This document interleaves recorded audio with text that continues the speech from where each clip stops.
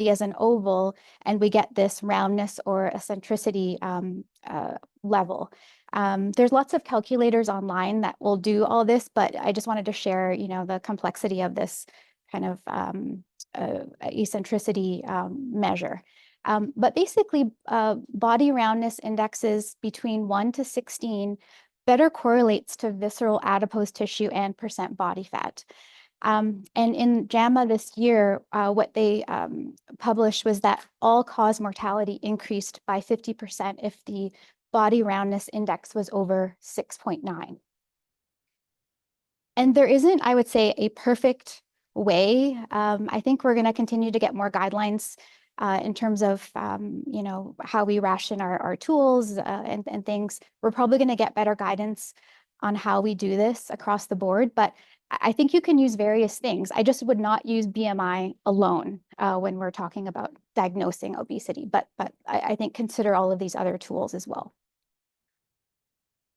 I do want to highlight, I just attended Obesity Week last week, and we do have some new codes for obesity. The new codes are intended to improve coding and reduce stigma. You'll notice none of those say like morbid obesity or obesity due to excess calories. So just keep in mind that these are available, and I've already started using them in our EPIC. The only thing that they don't do is they don't necessarily account for the HCC codes, which I know that that's something that we that we look at in terms of our panels, but hopefully these will update to capture that specifically. There is heterogeneity in the cause of obesity, and you can see from this circle here, many things influence our weight. But I also want you to be aware that each individual also will vary in how they respond to diet, medication, and surgery. We've got genetics, of course, our GI tract, each individual, again, is going to signal and have, variations. Our microbiome, which definitely influences all these things as well. Our adipose tissue, it definitely will be specific to each individual, and also our musculoskeletal system as well. So each person also has their kind of own response. So there is a huge economic burden of obesity. According to the CDC, medical costs for patients with obesity were $1,861 higher compared to patients without. And in 2019, annual medical cost of obesity was almost $173 billion. And I think we'll probably see more data coming. Our treatments are just way overpriced, and the cost is just, ridiculous. So I think we'll see more of this kind of coming out because the expenses are quite high. I do want to highlight this important topic. Really, in every talk I do, I highlight this, but healthcare settings are still a very significant place where patients experience weight stigma. And patients with obesity are less likely to undergo preventative cancer screening related to weight stigma. A study by Amy et al. Surveyed 498 patients with overweight and obesity, and 83% reported that their weight was a barrier to get appropriate health care. And weight stigma, it causes physical and psychological harm. When we take weight stigma and we internalize it, this internalized weight bias can lead to self-blame, self-directed weight stigma, depression, anxiety, social isolation, substance abuse, suicide, increased CRP, increased cortisol, increased insulin resistance, poor metabolic health, and increased mortality. And many, patients of diverse ages and backgrounds deal with weight stigma. And it undermines public health policies and access to treatment and research. And it's not based on science. And when we oversimplify obesity, saying, to our patients, eat less, exercise more, that is also weight stigma because, again, that is not necessarily the way we treat obesity. Adults and children who experience weight-based stigma are more likely to avoid exercise and engage in unhealthy eating behaviors like binge eating, and they end up just gaining weight, more weight over time. So let's reduce the stigma. When we talk to patients about weight, you want to use patient first language, so patient with obesity. You always want to ask for permission. Of course, we're going to do our assessment, BMI, waist circumference, maybe this body roundness index. We're also going to look at, assess for comorbidities associated with obesity. And then we're going to, of course, agree to a plan, come to common ground with the patient, and then arrange and assist a plan, give resources, arrange for follow-up. In primary care, behavior change tools like this theoretical model of change can be important to help patients achieve sustainable weight loss. So definitely you want to incorporate for any kind of behavior change, this is a great tool as well when you're engaging and managing patients. Use motivational interviewing. Express empathy, listen, collaborate, encourage and empower the patient. Avoid arguments by recognizing resistance, roll with resistance, and try not to challenge the patient's resistance to change. Develop discrepancy, explore how their current behavior differs from their future goals. Resolve ambivalence by discussing risks and benefits of change or not changing behavior. And support self-efficacy. Focus on patient successes, highlight their skills and strengths. Body image dissatisfaction is definitely, I think, a more growing, it's been around, but I think just in my mind, in my practice, I'm seeing it a lot more and kind of how it affects outcomes. But it is something that we need to recognize. And it is tied to that internalized weight bias that I talked to before. And what we know is that it ultimately will increase risk of, other mood disorders, emotional eating, and disordered eating patterns. And patients are less likely to engage in behavior change when they do have a lot of body image dissatisfaction. So what I would ask or suggest is that you observe how your patient talks about themselves. There's this new scale, which I haven't used, but I'm very interested in potentially with our social worker incorporating it in our clinic as a QI project potentially. But there's this body compassion scale that was developed, which can be a way that we can evaluate this body image in our patients. And it's been validated. But these patients, you definitely want to engage mental health. And you may not even want to focus on weight loss and just focus on their health behaviors and provide weight inclusive care.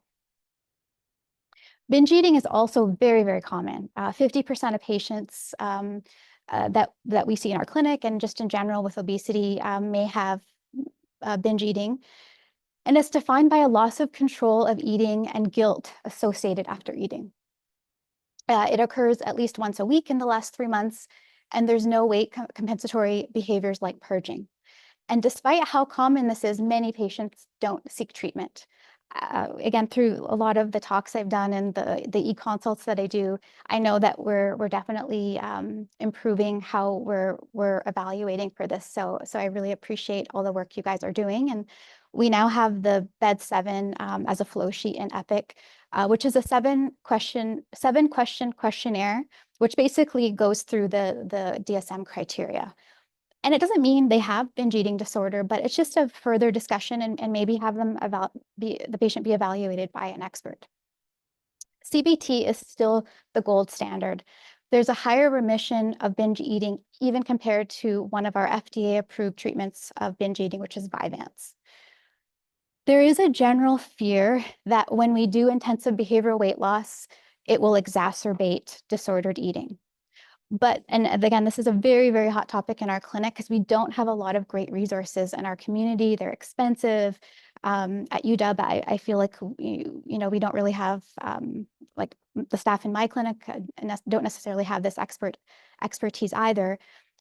But many RCTs don't necessarily show that when we do intensive behavioral weight loss, it worsens binge eating. But I would say we have to be very, very cautious if we're starting a patient on an intensive weight management journey. Research also shows patients who have binge eating versus not, if they start an intensive weight loss program, they lose a lot more weight compared to other people. But what I see in clinic and in real life, they often, a new stressor comes and they regain, all the weight and maybe more. So we just have to be very careful. But also a lot of the medical treatments can really affect the drive to eat. And a lot of the therapy that patients do when they have binge eating will rely on them being able to recognize their eating cues and practice intuitive eating. So just be very, very cautious when patients do have binge eating. So moving on to physiology, this slide and this discussion that you're going to hear, I tell every single patient because it's very validating, I think, for many patients. But our body defends an elevated fat mass set point. So when we gain weight and get to our highest weight, our body is always going to remember that weight. And I tell them there's no surgery, there's no medication, there's no supplement, at least yet, that can change the body's set point. So that's very discouraging, of course, for patients to hear, but I emphasize it because the plan has to be sustainable. It has to be long-term and forever because the body's always going to be kind of pulling us back when we're trying to maintain weight loss. More specifically, set point happens because as we lose weight, metabolism slows down. So our body adapts to take less calories over time to try to pull us back.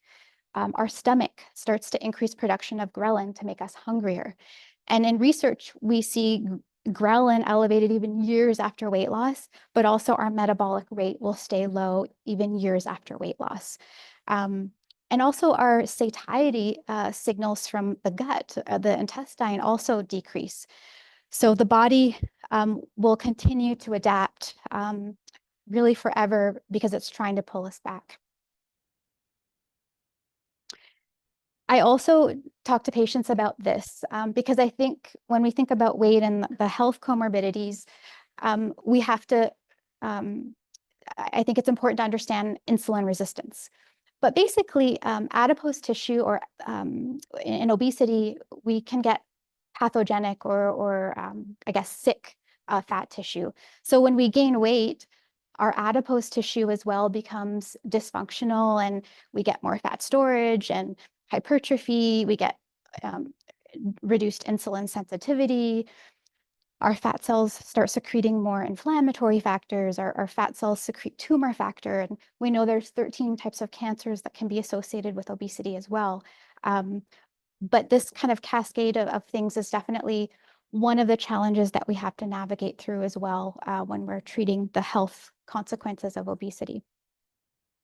And just close up, just seeing this dysfunctional adipose tissue and some of the impaired effects that it causes, and we get obviously fatty infiltration of the liver, just more insulin resistance, and we get caught like in this vicious cycle of fat storage, more resistance, etc. I also talk to patients about this when I'm kind of coaching them about developing a plan and strategy.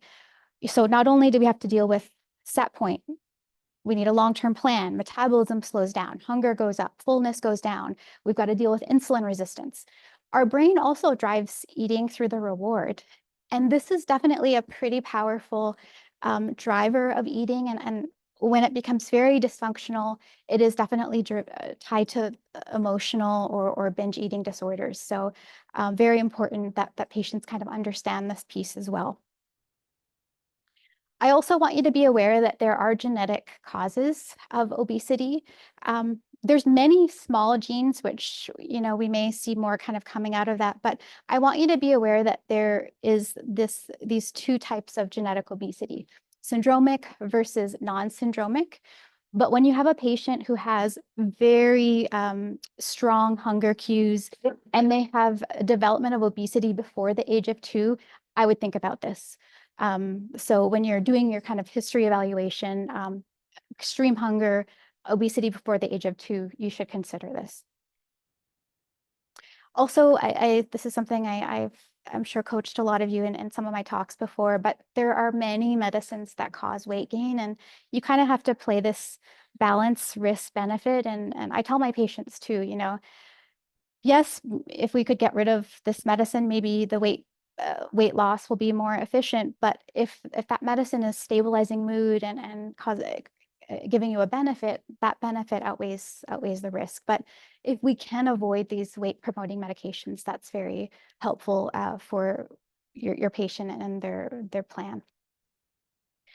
This is kind of a busy slide, but I wanted to just kind of connect the fact that when we individualize obesity care, we bring obviously obesity, the comorbidities associated, and we're obviously doing labs, we might do genetic testing, but we also have to kind of reconcile where the patient is, like their readiness for change, body image dissatisfaction, internalized weight bias, depression, eating disorder. But then the other piece, which I hate that this is even a discussion, but the economic burden. And there's many treatments, unfortunately, that are not accessible to most patients. So we kind of have to combine all of these different things when we're developing our plan for the patient.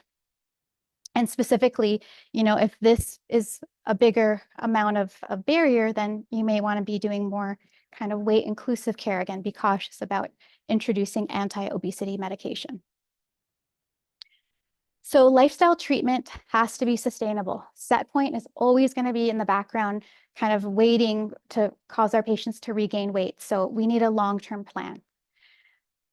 Lifestyle treatment is critical also, and we're going to talk about this in a bit when we talk about muscle, but there is no medical or surgical treatment that can change your set point or your metabolism. So lifestyle is where we're going to get those benefits. Lifestyle treatment is critical to help preserve and maintain muscle mass. Lean muscle mass is one of our major determinants of metabolic rate. So we want our patients to stay strong while they're reducing weight. And it's very important that patients have frequent support. Obesity is chronic, it's relapsing, it's remitting. So frequent support is very, very critical. And you may want to involve multiple people: sleep medicine, personal trainer, health coach, physical therapist, dietitian. From our the Look Ahead trial, which was a randomized controlled trial looking at a huge population of patients with prediabetes, what we found is more intensive or 14 visits over 6 months. So the diabetes prevention program, basically, that was shown to be more helpful in helping patients maintain weight loss. So this is another thing I tell all patients: all diets work. By about 6 months, they all kind of are equal, but any diet will work. But what I tell patients is, whatever diet or way of eating that you're going to be able to do in 10 years, 20 years, forever, that's what I would encourage. Because again, all of these diets work, but I talk to them about just strategies in terms of eating that may be helpful for our metabolic health, but really any diet will work. In general, just some kind of basic principles that I also talk with patients about, emphasizing protein, eating fruits and vegetables, eating complex carbs over simple, and really trying to reduce energy-dense foods and beverages, reducing kind of ultra-processed foods, reduce trans fat and excessive sodium. But just you want to, consider what are their time constraints too, nutritional knowledge. What other medical conditions do they have? Cultural background, traditions. So, engaging a dietitian is definitely very, very helpful. When we're talking about strategies for diet, I talk to patients about macronutrients and specifically protein. Our hunger is going to go up with weight loss, so eating protein helps us to stay full.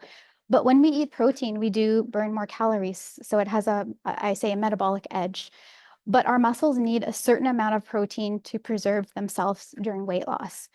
And generally we have a huge range of grams per day, depending on age and other comorbidities, but generally about 20 to 30 grams of protein with each meal is kind of a good, it's not, too much, but it should be enough to help support muscle mass in most people. Fats, like I said, limit saturated, avoid trans fats, and fiber, eating fruits and vegetables. Fiber is filling as well, so it should be emphasized. When we lose weight, our metabolism slows down. So I tell patients, we do have to have a calorie restriction. I often, in the beginning, when I started my career, maybe I was using that calorie goal a little bit more precisely, but We just need to have, general restriction. And I think tracking calories is where sometimes people can get really obsessed and hyper-focused. It can be used. I tell them, we could do this, but it's just, a strategy. But using smaller plates, avoid eating when, like, be mindful, avoid eating while you're distracted. Do the my plate method, half your plate vegetables, quarter protein, quarter starch. And this is from my dietitian. You won't be in trouble if you don't clean your plate. Many patients, just as how they were raised, they have to finish everything, and that's a hard thing to leave something on the plate. Exercise is critical for preventing weight regain. Even 5 to 10 minutes at a time can improve insulin sensitivity. And I always tell patients, you've probably said the same thing, 150 minutes a week of moderate to vigorous cardiovascular activity is what all adults should be doing. But I tell them also, when we get our heart rate up for that 5-10 minutes, any activity, when that blood's pumping through our body and our muscles at a higher rate, the muscles release natural insulin sensitizers. And I see patients all ages, stages of life. And when we stop exercising, that's when our body doesn't have that outlet to reduce insulin resistance, and weight creeps in, and hypertension and diabetes risk. So when we're developing strategies, I say even 10 minutes, get your heart rate up, every other day. That should help insulin sensitivity. Tracking steps, a lot of our patients have these tools, and it's a great kind of motivational tool people can use.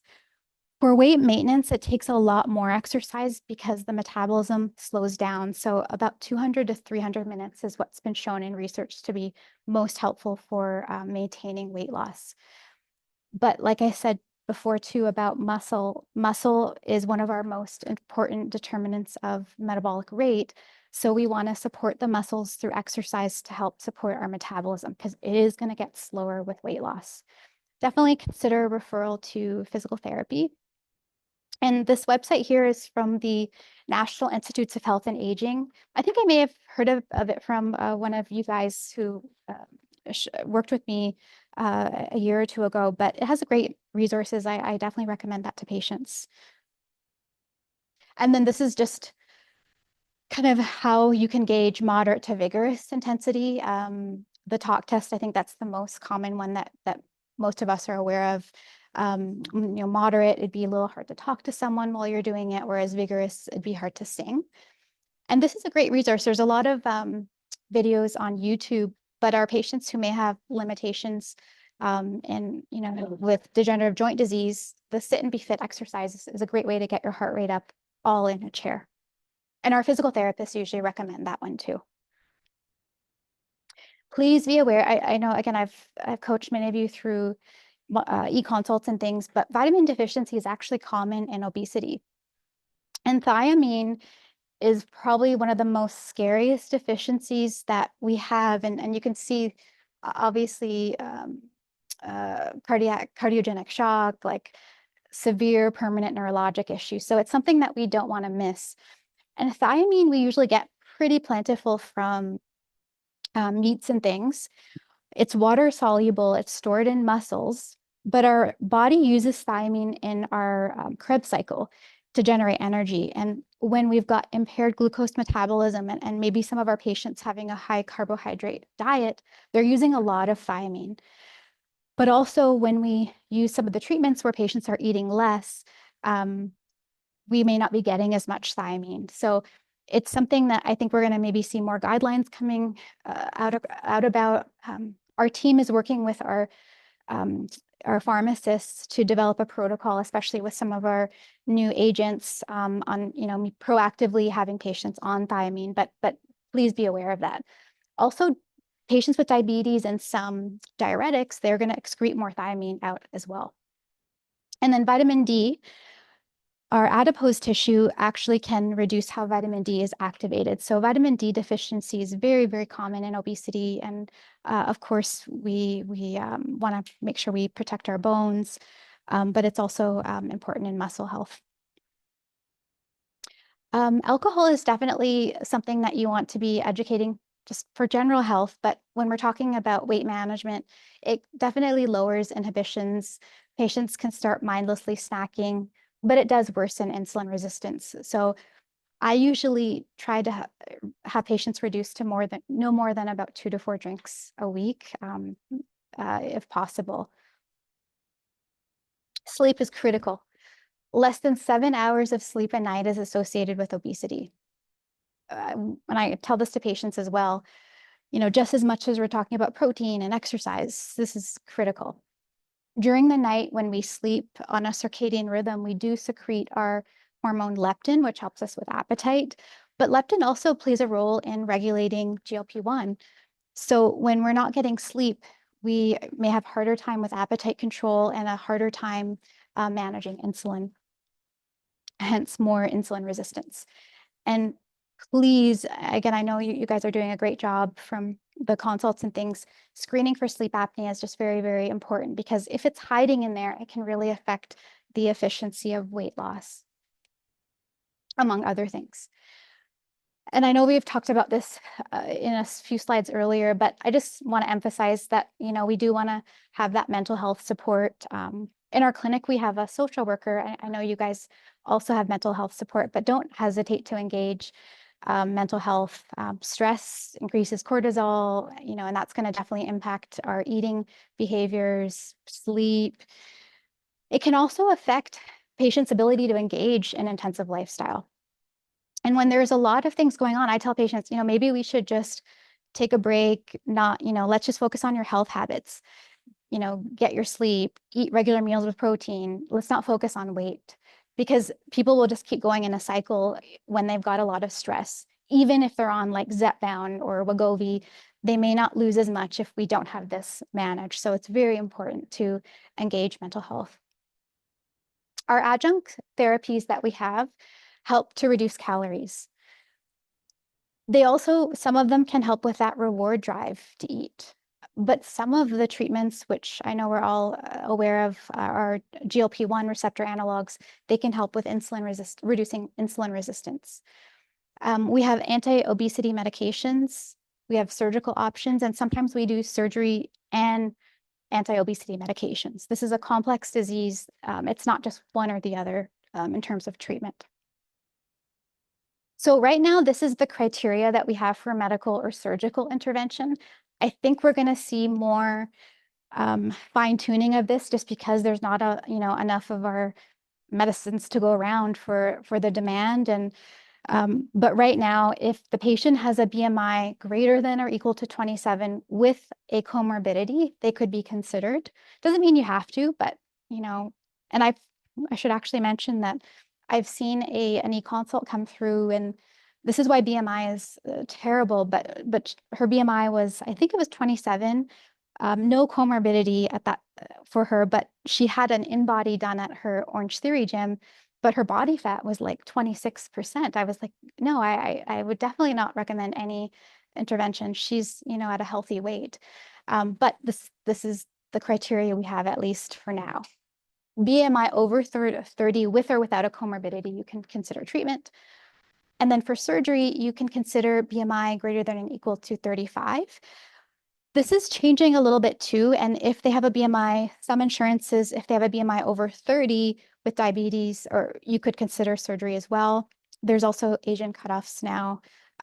So some insurances may cover, because Asian American patients may be, higher risk even at lower BMI. When I'm coaching patients on, what adjunct tools we're going to use, I kind of go through this. This isn't a perfect list. It obviously needs to be updated because our new pharmacotherapy is getting better. But generally, when patients are doing lifestyle, eating less, moving more, we see on average 2 to 5%. When we start doing more intensive, like Noom or Weight Watchers and things like that, or meeting with a dietitian, we can see 5 to 10. And that's great. Like that has a huge health benefit. When we layer on pharmacotherapy with intensive lifestyle, we're going to see a little bit more. Some of our tools, 10, 12%, and some of our new ones, 20, 25%.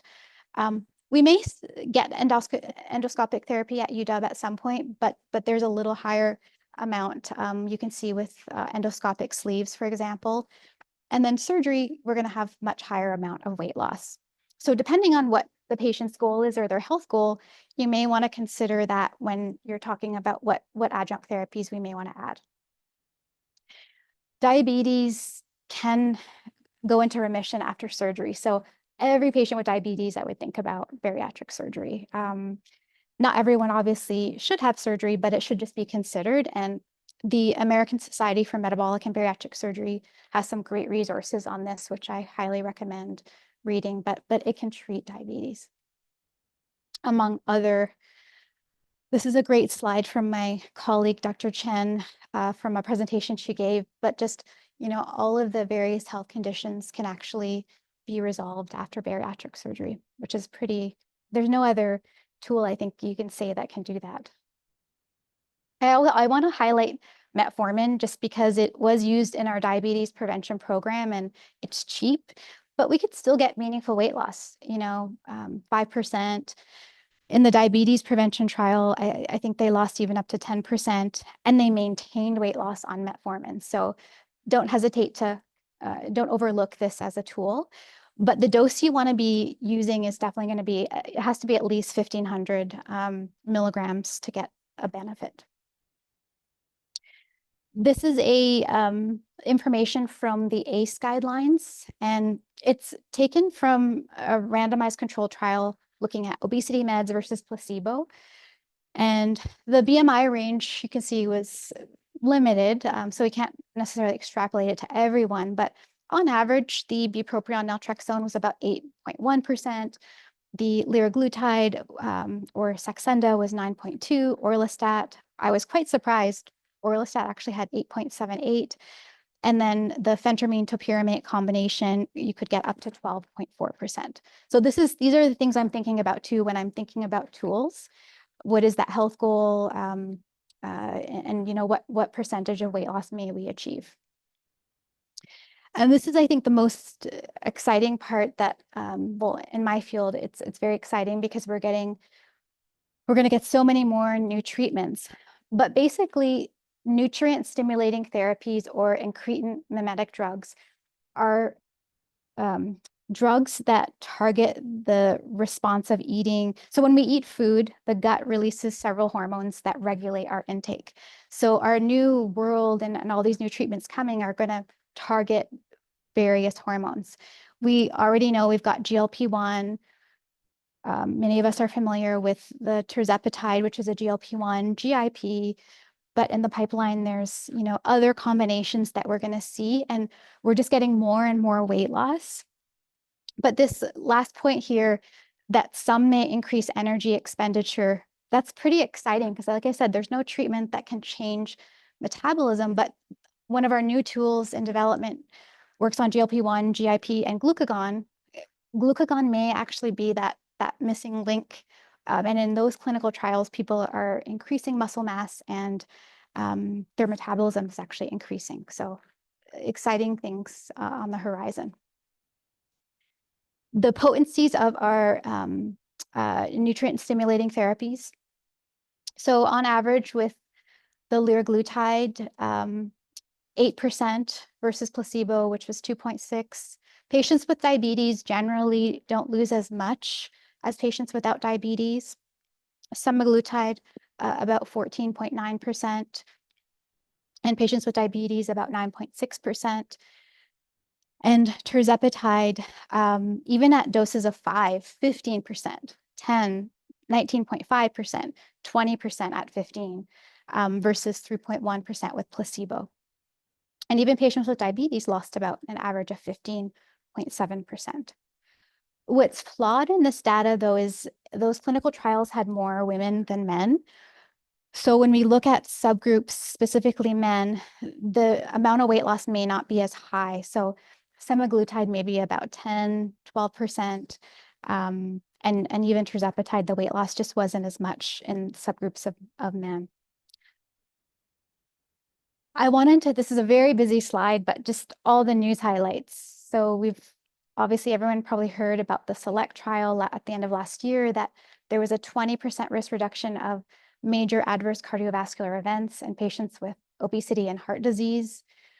Earlier this year, tirzepatide was shown to reduce moderate to severe sleep apnea by up to 62.8%.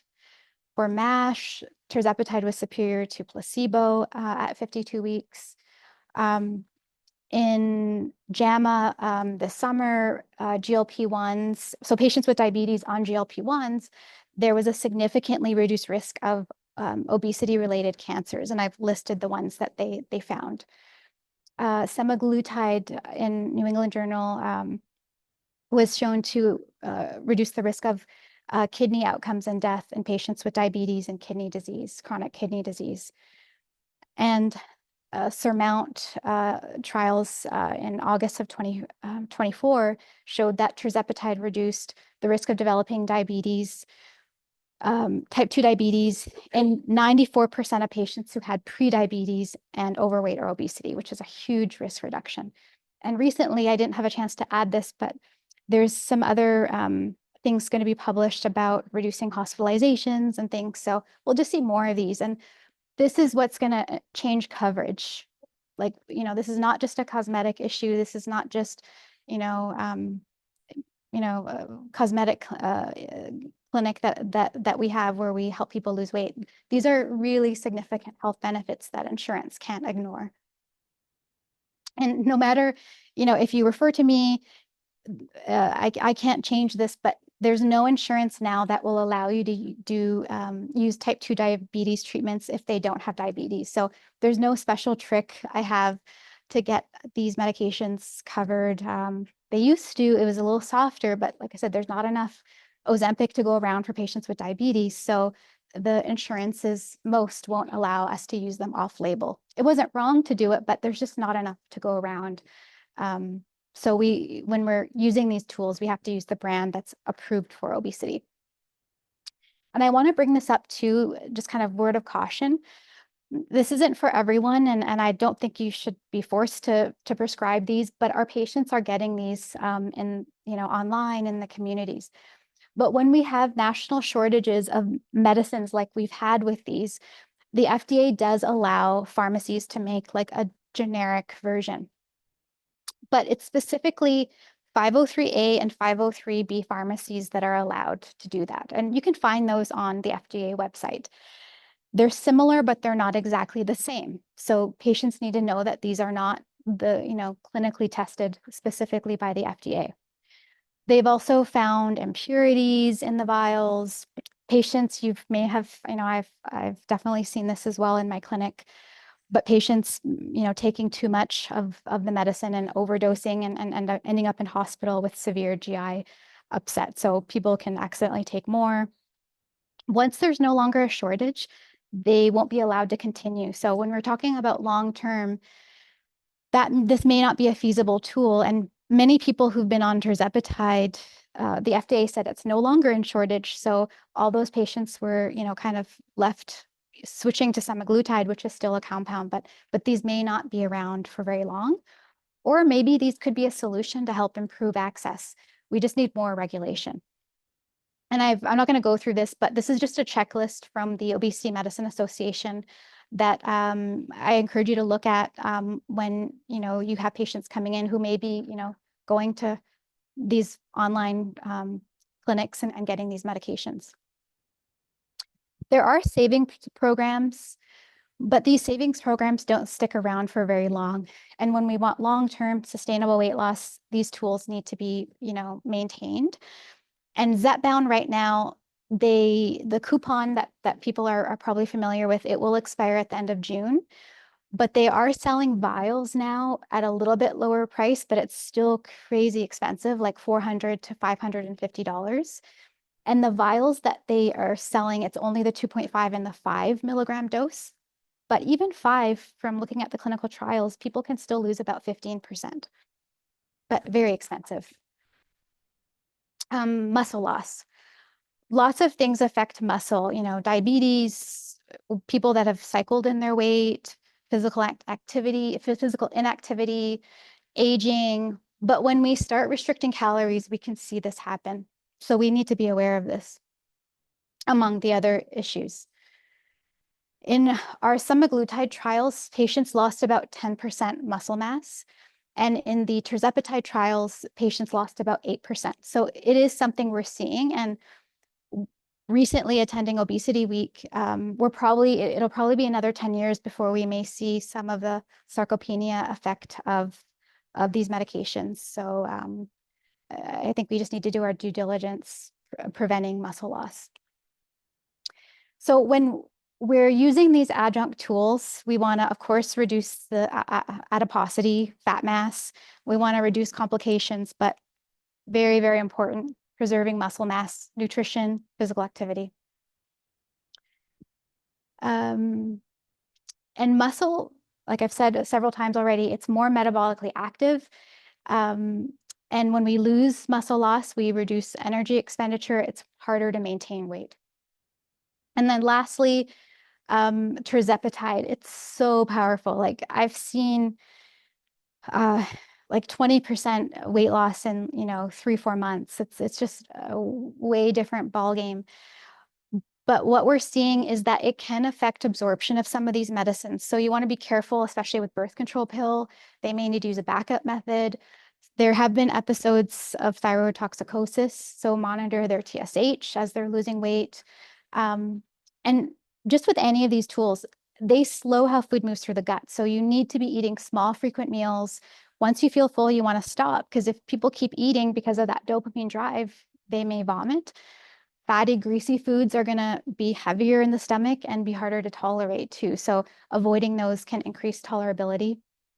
I definitely recommend sometimes patients incorporate protein shakes as they're adjusting to make sure that they're just not skipping meals, they're getting some protein. And thiamine, like I said, there's a huge, if we don't catch it, it can be a huge consequence, huge medical legally.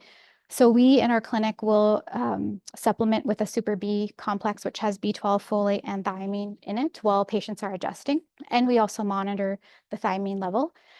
Close follow-up, like every 4-6 weeks, I would say is reasonable. And I would definitely engage a dietitian if you're using these tools. So obesity care should involve a multidisciplinary approach, and it needs to be individualized in the sense that we need to meet our patients where they're at. Some patients may have internalized weight bias, body image dissatisfaction, and you may not want to focus on weight, but health habits. Lifestyle is critical to help support metabolic health. There's no medication or surgery that improves metabolism or energy, at least not yet. Maybe these new treatments will. Lifestyle plan needs to be sustainable and long-term. Choose adjunctive tools based on your health goal. So most medical tools, the upper limit of weight loss is about 20-25%. So if your goal maybe for really severe fatty liver disease, maybe your goal is going to be higher, you might want to think about bariatric surgery, or if they have diabetes, it could treat their diabetes. And then just be cautious about compounds. Our patients are using it, so just some safety checklist for you to reference. And these new highly potent therapies just need very close monitoring. There's rapid weight loss issues that can come up. And again, I highly recommend working with a dietitian. And that's it. Thanks. Thank you, Dr. Montour. We have a few questions in the chat, Okay. and I see a few questions in the room. Okay. So let me pass. Thank you, Dr. Montour. Joey Nelson with residency. In primary care, I think a lot of us acknowledge that body mass index is an imperfect tool. And you indicated so yourself earlier in your talk. And I'm kind of curious, how do you reconcile that with your patients and also with yourself, knowing that we rely on this so heavily for insurance reimbursement and coverage, as well as access to some of these therapies? Like, how does that conversation go with yourself and with your patients? Well, I tell them, this is insurance criteria and those things, but I also tell them that, some BMI targets may not be physiologically feasible. Like, if they're losing 50% of their weight to get to a certain BMI, like I say, your metabolism is going to slow so much and you might get there, but your weight's going to rebound. Like that's pretty impossible to maintain that percentage. So when I break it down in the sense that we want to pick a strategic goal that they can sustain, that helps take BMI out of the target, out of the picture.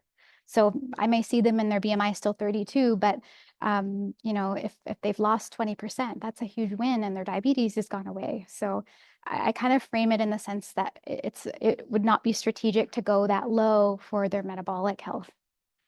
And it was a big topic too in our at Obesity Week, you know, how much is enough, and like when is enough enough? Because we're getting these higher tools, but in at least what I'm doing, I'm, you know, focusing on that 20-25%. Maybe they'll get more, but I really focus on maintenance at that point. And again, BMI, other than insurance or orthopedic, in the orthopedic world, that's maybe when we might consider it.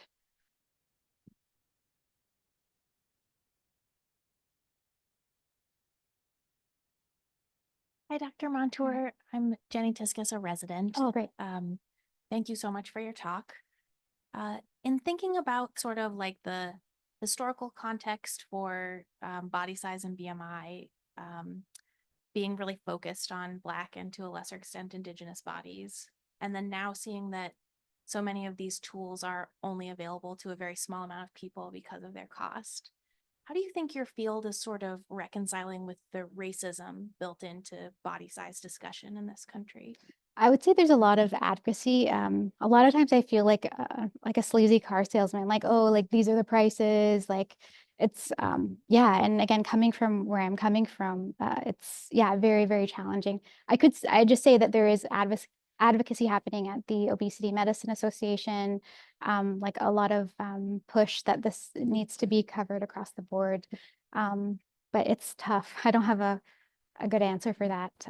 All I know is I can tell you that there is advocacy. I'm definitely involved in some of that too. Thank you so much. Your talk at the DFM CME on how to start like bupropion, naltrexone, and phentermine topiramate separately has been invaluable for me in the last month or Oh, two. great. So if you all haven't had a chance to listen to Dr. Montour's other talks, they're excellent. Can you comment on health at every size? Yeah. And how that philosophy, how you view it as from your standpoint? Yeah, no, I think well, when we know that weight cycling and weight stigma and internalized weight bias is, you know, such still predominant, unfortunately, I think we do have to kind of recognize that sometimes, again, some patients we may not want to be, you know, promoting a focus on weight, and we want to be weight inclusive. So I think that it's an important, you know, philosophy, but when, you know, we've got data showing, you know, cancer risk, heart risk, cardiovascular risk, we can't ignore those consequences. So I think we just, you know, again, this is not a great answer either, but we do have to kind of, I think, manage patients depending on where they're coming from. Again, if they do have a lot of that, I think for sure you want to be focusing on their health habits, because you could still make huge wins as well. Maybe if they, you know, don't even lose weight. So I think that, you know, all of us, you know, what's the best way? We should all be accepted. You know, I think there's some polarizing people kind of putting us against each other, but I think in my field there is a lot of acceptance of that, but also we're treating obesity as a disease. I wanted to ask some of the, oh, sorry, was that, yeah, you're done with that Yeah. question? Okay. There's a question here about use of metformin for weight loss for those without insulin resistance. Yeah. Yeah, so that one study that I put up, so with a BMI over 35, so I guess the gist of it, if you have insulin resistance, you may do better, but patients with the BMI of over 35 still can have weight loss, even up to, you know, at 1,500 milligrams of metformin. So yes, it can be used because there's still insulin resistance going on. Maybe you can't see it in the blood work, but physiologically that's happening related to the adipose tissue. And another question here, what can be done to reduce muscle mass loss? So again, this is what I also say in terms of, you know, reframing that goal of BMI. Like if you lose 50% of your body weight, you're probably going to run into some like extreme muscle loss. So I think setting a realistic, reasonable goal, but, you know, protein every meal, every snack. I always tell patients you want to get about 20 to 30 grams of protein each meal, incorporate protein shakes when they're adjusting. And I would say just don't feel like you have to push the dose of the medicines. There's a lot of pressure with Wegovy because insurance, they won't cover the lower doses for much longer than a few months because the maintenance dose is 1.7 to 2.4. But there's evidence coming out now out of Europe that even low doses may still be valuable. So I think when you push doses and then people are just sick and barely eating, that's where you run into problems. So I think being cautious about the dose escalation is important. I'm Maggie. I'm one of the third-year residents as Okay. well. Thank you for your talk too. I was just oh, sorry. I was just going to project. Oh, It's yeah. for my online people. I'm Maddie. I use she, her pronouns. I'm one of the third-year residents as well. I thank you for the talk. I was just wondering if you had like other data on other eating disorders, not just like the overeating type binge eating disorders, on like weight loss management. Cause I think that's like my greatest fear is like perpetuating that with all the stigma 100%. that like we provide as a system of doctors, like managing people with different body sizes. Yeah, so like in my consultation, I really am zeroing in on like binge eating specifically. It's the most common, but when the patients do meet with our social worker, that's where they will do maybe additional screen. And I do teach the internal medicine residents through their diabetes and metabolism block. And there's a couple of residents doing a QI project too about, because that's the thing too, like again, people are losing and they just want more and more and more, and then they become restrictive. So it's a very, very hot topic for sure. Because yeah, I've seen that. But again, I try to reframe. In the beginning, I think I was just like, oh yeah, more and more and more, and like look at this great weight loss. But knowing again, metabolic health can suffer. That's where I'm educating patients that yeah, maybe your BMI is 32, but you've lost 20%, and if you keep losing muscle, you may not be able to maintain the weight loss like you could now. Yeah, but it's a hot topic.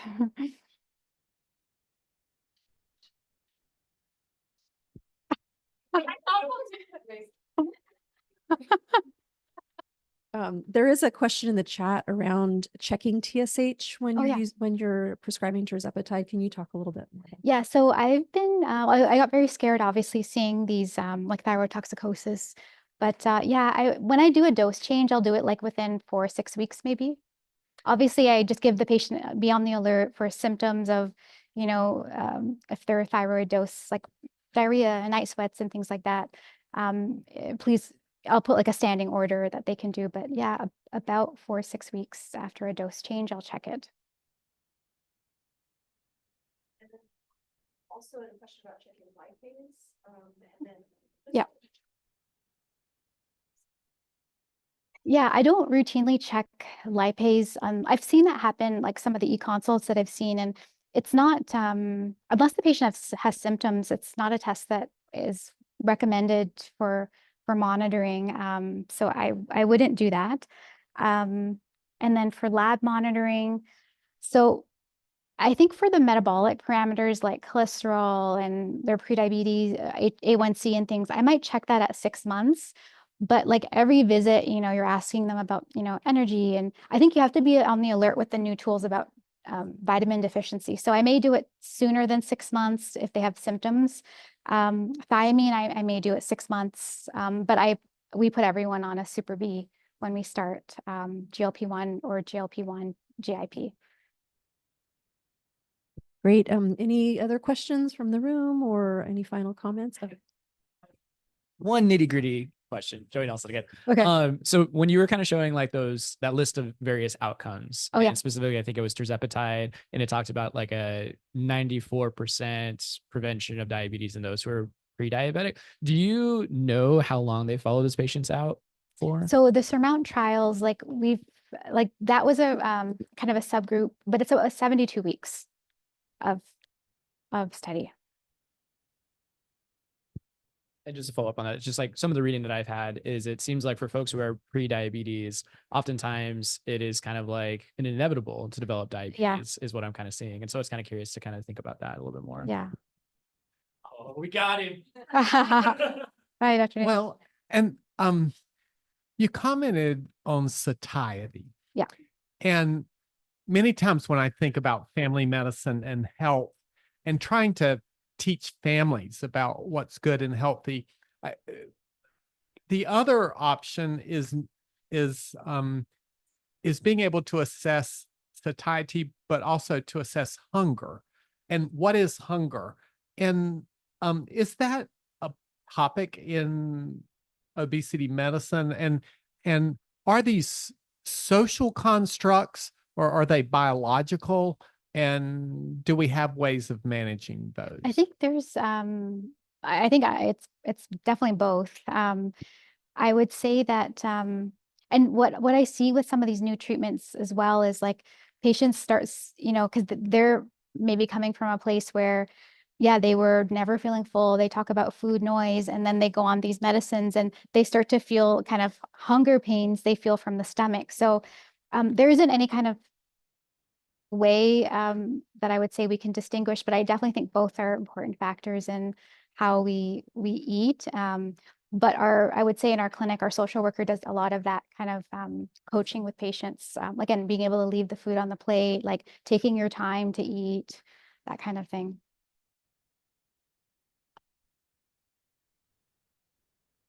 I have a All right, question. with that, Oh, sorry. Go. we're going to conclude our lecture. Thank you so much, Dr. Montour. Thanks so much. It was a pleasure to be here. Yep. There were some questions in the chat that we didn't get to, but we're Okay, going you to can see if send- we can give them to Dr. Oh, yeah, Montour totally. for answering later. So Yeah. thank you very much. Thanks so much, Nelson.